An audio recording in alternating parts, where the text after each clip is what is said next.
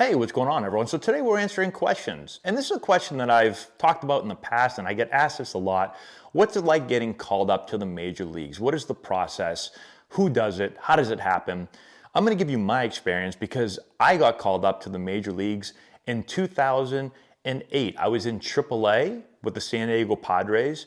I was playing for the Portland Beavers, and we were in Tacoma, Washington, playing against the Tacoma Rainiers. That's who it was.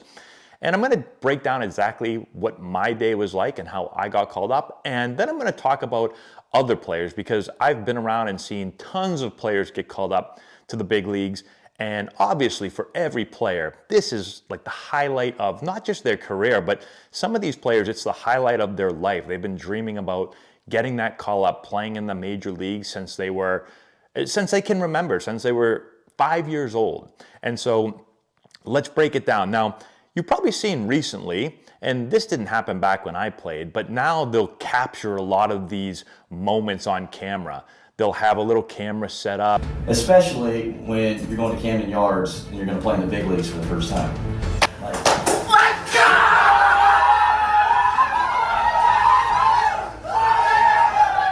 Back when I got called up, it would be harder to surprise a player with a little hidden camera, because I played back when, like, they had the big VHS cameras, and you'd have someone coming in like I actually didn't play that long ago, but close to that long ago.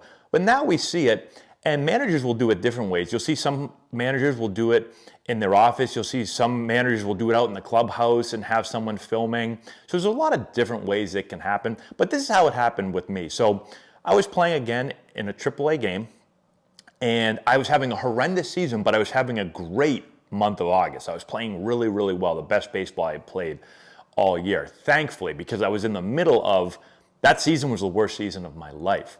And so our game ends, and we go into the clubhouse, and my manager just peeks his head out of his office, and says, hey, Anto, can I talk to you for a minute? Now, I had other meetings like this throughout that season. Most of it was to yell at me for something because the season wasn't going great.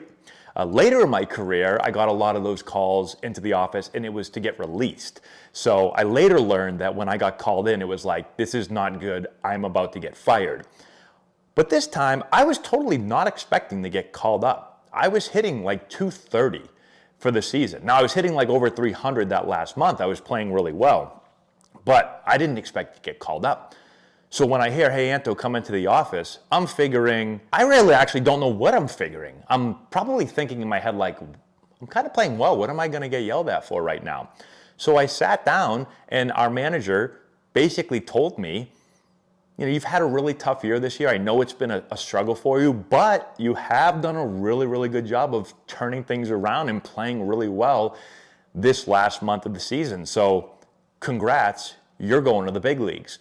And I would love to have had a camera there because I was in total shock. I had no idea this was coming. Zero idea.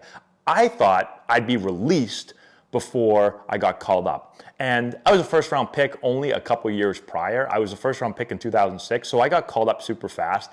I had played great my whole career until that year. 06, I played awesome. 07, I played out of my mind. 08, I stunk.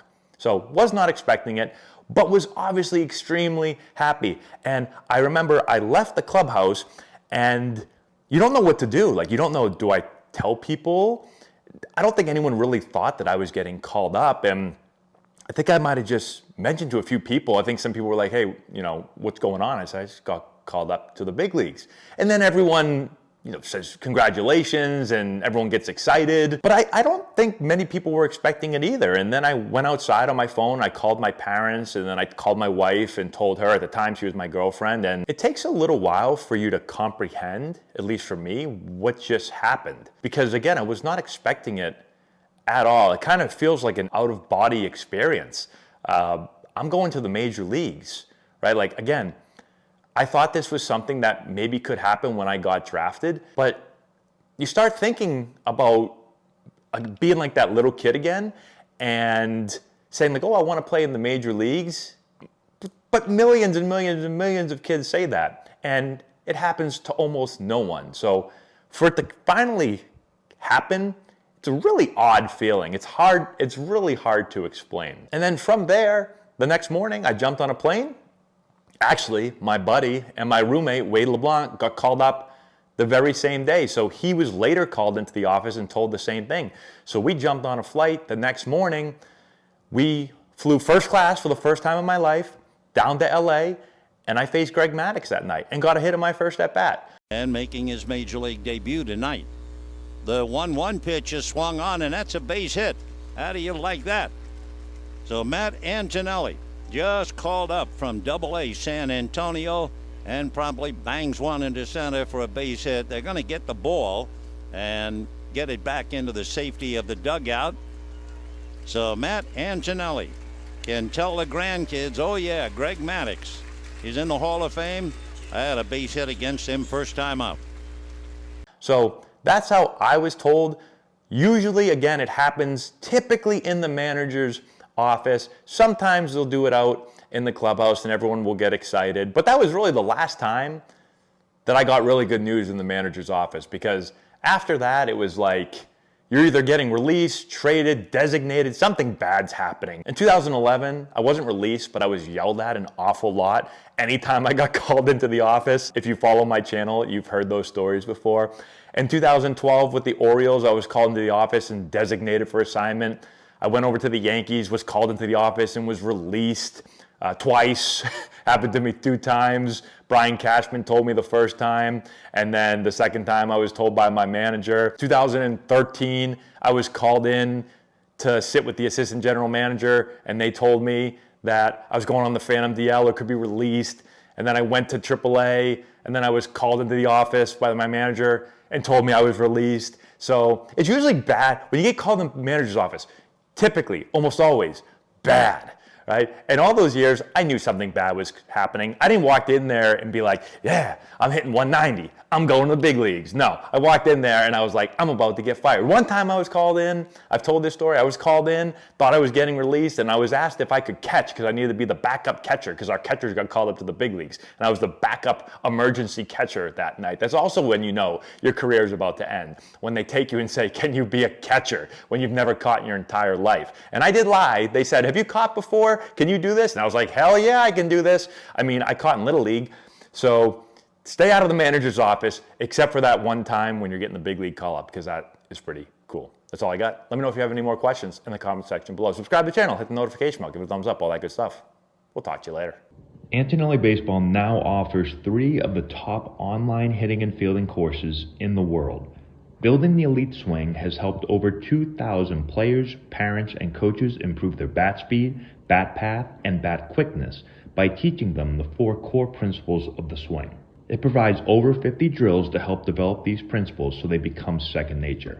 Building the elite hitter teaches how to read, recognize, and react to pitches faster than ever before using the most advanced techniques. Hitters learn how to improve their timing and adjustability so they are consistently ready for whatever pitch they see and can make the subtle adjustments needed to hit the ball hard. You also receive our 15-step routine that begins before you ever walk to the plate. This routine covers visualization strategies, an on-deck routine, breathing techniques, self-talk, pre- and post-game adjustments, and so much more. You also receive over 50 drills to improve your pitch recognition and swing decision skills, as well as your timing and adjustability. Elite Infield Play will make you a complete infielder using our advanced fielding system and over 50 of our best infield drills. Learn how to improve your fielding and throwing actions and techniques, pre-pitch movements, the mental game, reaction and quickness exercises, and much more. You will be taught the 4 core principles of infield play, how they work, and how to develop each of them, as well as how to quickly identify, diagnose, and fix your fielding flaws. You will also be given the exact routine that we use with our infielders to ingrain these proper fielding mechanics. Once you purchase a course, you have lifetime access. All 3 of our courses are updated monthly, so you will receive all updates completely free. To view our courses, click the link in the description box below or visit our website, www.antonellibaseball.com.